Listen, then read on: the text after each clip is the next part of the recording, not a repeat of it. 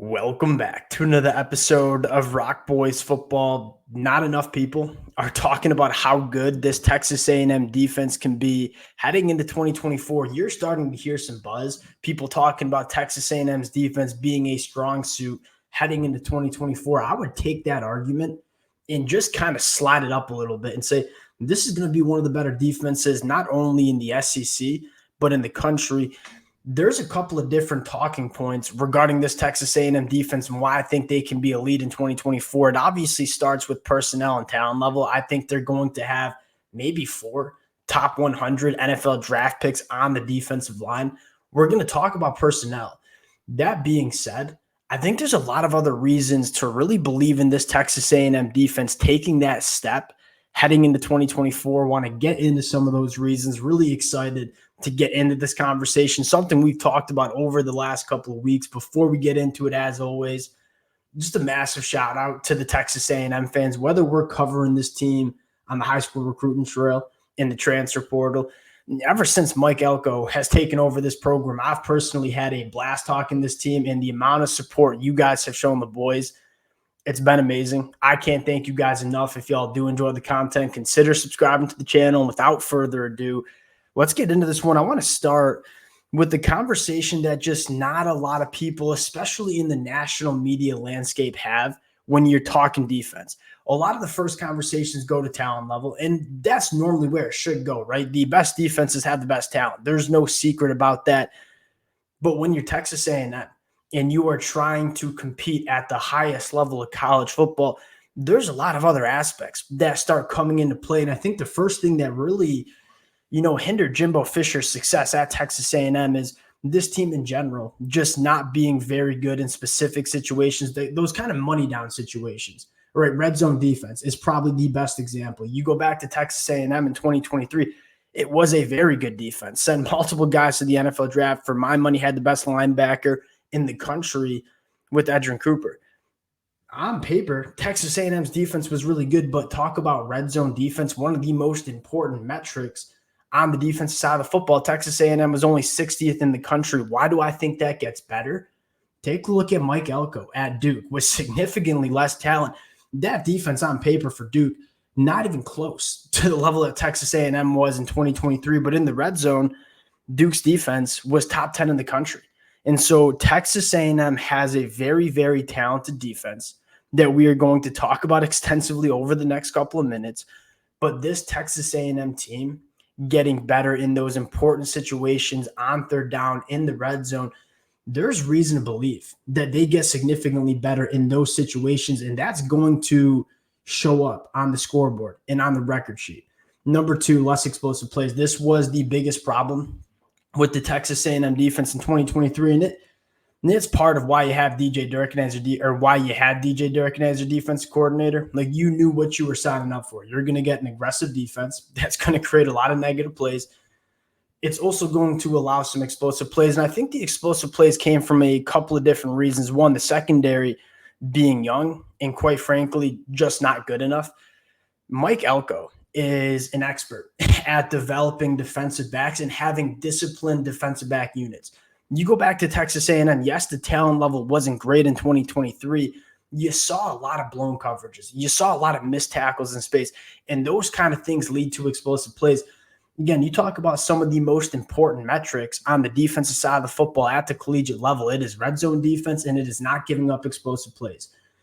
If you have the ability as a defense to make college offenses execute 10 to 12 plays and march it down 80 yards, that's where you want to be, because quite frankly, just college offenses don't have that kind of consistency. You look at all the best offenses that we see in the country, they're all really good at explosive plays, right? Manufacturing explosive plays, because then they don't have to operate 10, 12 plays and be perfect on every single one of those plays. If you can find those 40, 50-yard chunk plays, it gets a heck of a lot easier to move the football. And although Texas A&M's defense was dominant on the majority of snaps last year, they gave up a lot of explosive plays. You take a look at the numbers, only a 59% completion percentage. That was top 50 in the country in the secondary.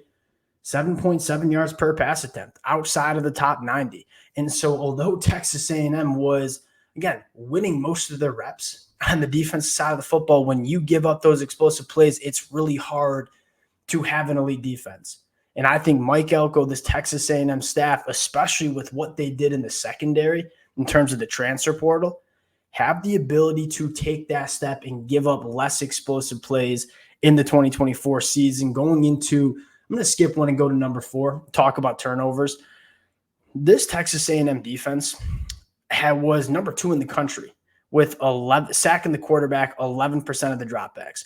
And this Texas A&M defense was extremely good at creating negative plays, creating a lot of havoc, but the turnover ratio just didn't match up with how aggressive this Texas A&M defense was. You take a look at the numbers last year, they only forced 1 turnover per game, 1.1, given that 0.1. It's 108th in the country. For sacking the quarterback, 11% of the dropbacks, creating as many 3rd and longs as Texas A&M did, and to only force 1 turnover per game, again, it wasn't good enough. And you talk about what led to the downfall, the failure of Jimbo Fisher in College Station. It was a lot of those things that winning football, right? Red zone defense, being better on 3rd down, not giving up explosive plays, creating turnovers, winning the turnover battle. Those type of things didn't happen. And college football fans, Texas A&M fans know when you look up at a scoreboard at the end of the game, you don't even need to look at the score. Can you just look at red zone defense and turnover margin? It's normally telling you who won that football game. And so although Texas A&M's defense, again, from a down-to-down basis was very good in 2023, they didn't make the plays that you needed to win football games. If Mike Elko can just get a little bit better creating turnovers with this Texas A&M defense, that's another reason that Texas A&M is going to thrive on the defensive side of the football. And last but not least, let's talk about the defensive line. And it starts with, you look at all the best defenses historically at the college football level, they all have elite defenses, right? Michigan in 2023, the Georgia Bulldogs the last couple of years. Why is the defensive line by far, at least in my opinion, and I think it shows up in terms of the numbers, why is the defensive line the single most important unit on the defensive side of the football? Because they can impact both elements of an offense. They can impact the run game, they can impact the pass game. If you have an elite secondary, the secondary can only do so much in the run game. If you have an elite linebacker core, the linebacker core can only do so much in the passing attack. When you have an elite defensive line, the ability to stop the run on 1st and 2nd down and then get after the passer on those 3rd and long situations, you suddenly have a defense that can impact the offense in both ways they want to attack a defense. And you look at this Texas A&M defense, it starts with a guy like Nick Scourton coming in. And this is some of the things that, personally, why am I so excited for Mike Elko taking over this program in College Station? He is going to build this program along the line of scrimmage. You saw him do it in the transfer portal. You're seeing him do it on the recruiting trail. I look at this Texas A&M defense and say, how many defensive lines can you name preseason that are better than this unit heading into 2024? The short answer is not very many. I mean, maybe Ohio State, maybe the Georgia Bulldogs. Texas A&M is on a very short list in terms of elite defensive linemen. I think they might have 4 guys that are selected in the top 100. It starts with the 4 starters that you see. Nick Scourton. Now, what is special about Nick Scourton is not only did he lead the Big Ten in sacks last year, 10-plus sacks, 22% quarterback or pass rush win rate, he also led Purdue in run stops. Nick Scourton's one of those defensive linemen that, yes, he's going to get after the passer at a very high level.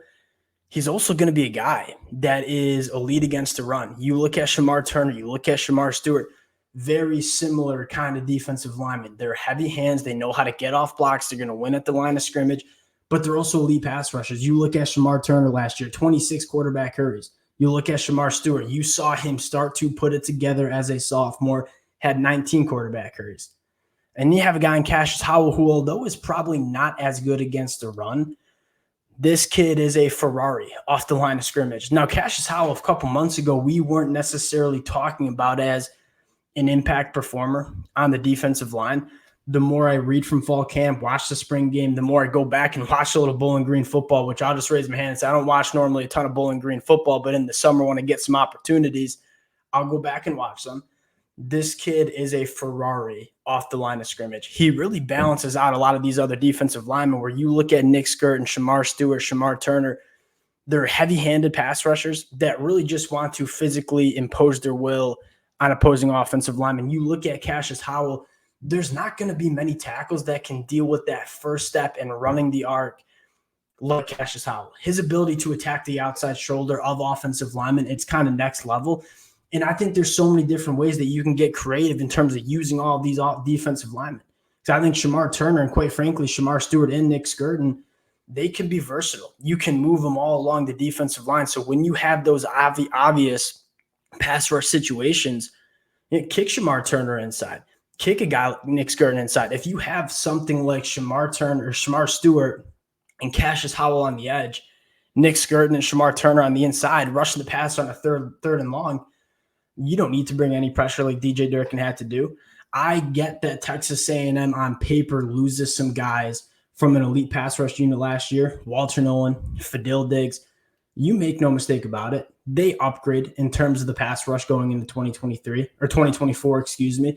And I think more importantly, this Texas A&M defense is going to be less reliant on sending linebackers. You go back to the numbers in 2023, your leading sacker last year was Edrin Cooper. And DJ Durkin relied on these linebackers to come on pressures often. I don't think Texas A&M is going to have to do that. And Mike Elko said in the press conference, if we have some question marks about our secondary, we're going to play to our strengths. We're going to send 4, drop a lot of guys in coverage. We don't need to send any more than 4 to impact the quarterback because of how elite we are on the defensive line. And we've had this conversation. We haven't even talked about DJ Hicks or Gabriel Brown-Ladindi or a guy like Rylan Kennedy, who looks to be a guy for Texas A&M in 2024. They have elite starters, but they're also really deep on the defensive line. And again, this defensive line is going to be able to help stop the run and also mitigate some of the question marks that we might have in the secondary with an elite pass rush. I always go back to what Kirby Smart said prior to the 2021 season, where he said, hey, we got some question marks about our secondary. And the 2021 year didn't matter because of how good they were on the defensive line. Quarterbacks didn't really have pockets to throw the football. So, yeah, we might have question marks about the secondary, but if a quarterback doesn't have time to get rid of the football, it don't really matter about the question marks of a secondary. When you have a defensive line the caliber of Texas A&M, you have the ability to just take over football games. That's the singular reason why I'm so excited for Texas A&M, but some of those other things, better on money downs, red zone defense, creating more turnovers, less explosive plays, I think all of those things get better for Texas A&M as well. So you're going to maintain a dominant front seven, potentially even get better in your front seven, but also clean up some of the smaller issues within this Texas A&M defense. I'll look at my note sheet and say, I don't know how many more defenses that I like on paper with Mike Elko running this program in Texas A&M heading into 2024. Top 5 defense, in my opinion, heading into the 2024 year. What makes me so optimistic, year 1 from Mike Elko. We'll cut it there again. Appreciate y'all rocking with the boys. If y'all do enjoy the content, consider subscribing to the channel. Appreciate you guys. We'll talk to y'all later. Peace.